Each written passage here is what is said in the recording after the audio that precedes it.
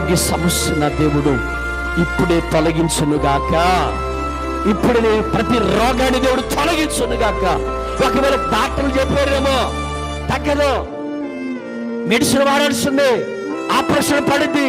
No, దేవునికి operation పడకుండా నువ్వు నిశ్వసించగలిగితే దేవుడిని ఇప్పుడే స్వస్థపరుస్తాను. నమ్మిన వారు చెప్పడం దేవనామని మర్చిపరుస్తాం. అయినా దేవుని చిత్తమే చదివిద్దండి. మన జీవితాన్ని ఎవరికి అప్పగించాలి? ఎవరికి అప్పగించాలి?